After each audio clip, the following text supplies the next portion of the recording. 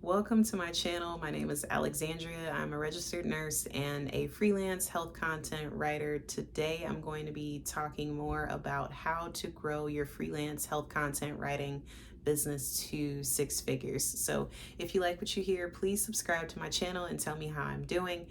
So one of the ways that you can get your business to six figures is to scale the business. And really what that means is kind of stepping outside of the business itself and taking a hard look at all the different areas that people know or that are known to help you grow your business. So I've got some notes here. I want to make sure I hit everything. So someone told me this quote, focus as much on your business as you do on someone else's. And I think that's really important because if you are spending more time growing someone else's business, you can't possibly grow yours to six figures. It's just not going to happen. And you can definitely relay this to content writing in that if you're spending all of your free time creating content for other businesses, how are you growing yours? How are you growing your business? And maybe you're not. Maybe your goals flat out is to just get to the bag, and there's nothing wrong with that. But if you are wanting to reclaim some of your time and spend less time doing the everyday tasks that might be associated with content writing or with anything, you need to spend more time on actually growing your business. So one of the first recommendations I have is to identify the needs of the business. So for example, are you in a space where you have so many assignments that you just can't keep up? If you are, this may be a time for you to subcontract, to hire other people to help you write your content assignments. You can do this. I know some nurses who have done it. I choose not to, but that doesn't mean that you can't. If you are in a space where you've got, a number of clients and they just keep coming and you don't want to leave that money on the table, go ahead and hire some people to help you write the content, and please tell me how it worked out for you. I'm really curious because I've heard really good things, and then also that it can be a pretty tough task, but this is something that you should be doing if you want to grow your business to six figures, or at least think about doing if you want to grow your business to six figures. You may also need to think about a virtual assistant. So getting someone to help you make sure that you are hitting each of your goals and each of your tasks. I know for me, I'm pretty disciplined. I like to think that I'm pretty disciplined in that I know every week I need to get out my weekly blog. I know that every week I need to get out my weekly YouTube stuff. I know that at least 5 days a week I want to post on Instagram and Facebook. I know that I want to post more than I do right now on LinkedIn, but LinkedIn is also just that space where I'm just still, that platform where I'm just still kind of figuring out where I want to go next with my brand and being visible in that space. So you may think about getting yourself a virtual assistant.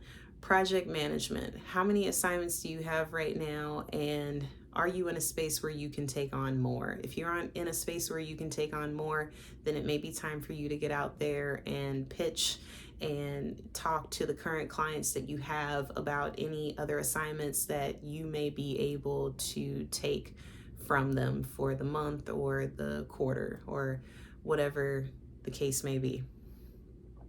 What are your marketing needs and are you hitting them? What are your actual marketing goals? How are you increasing your brand visibility?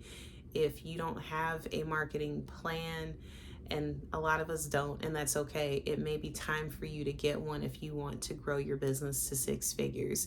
The more and more people know about who you are, the more likely it is that someone's going to give you an opportunity to make more money with them. And you can't do that if your videos or your articles are hitting 50 people each time you release something.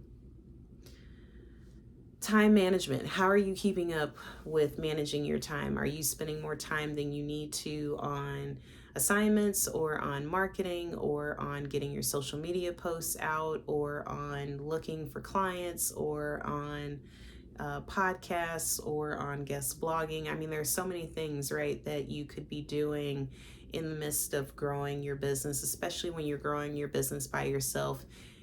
It's a lot. It's very time consuming. So the question is, how are you managing all of these things? I like to think that I'm pretty disciplined and I have a planner that I use, but I don't even use my planner anymore because I'm so used to knowing that I've got the same things over and over to do every single week, but it's very easy to forget those things. So how are you managing your time? And if you don't have the discipline that you might need to manage your time, what tools are you going to use to better manage it? I know that I've used an Excel sheet, I've used a planner, both physical and digital.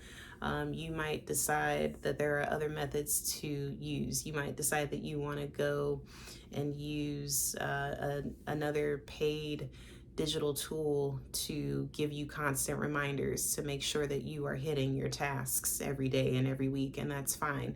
But you should have some type of time management system, especially if you just have too many things going on to keep up with by yourself.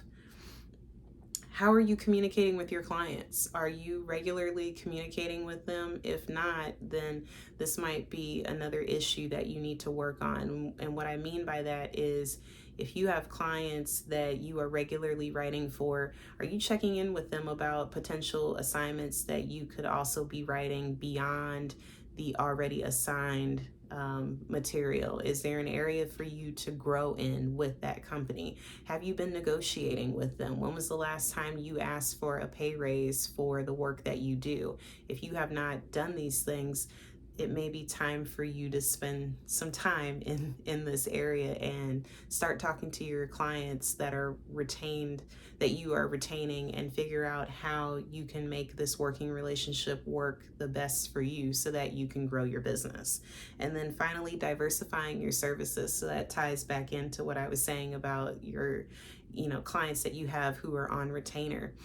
If you are a writer for one client, maybe you decide to be an editor for another client, or maybe, sorry, there's a fly in here. Maybe you decide to be a reviewer for another client. Maybe you decide to tap into writing brochures for another client. Maybe you decide to pick up a client that's a hospital or an organization and they have multiple pain points that you could be addressing. Diversify your services. This is what's going to help you grow your business that much faster. If you liked what you've heard, please subscribe to this channel, and I look forward to giving you guys more content.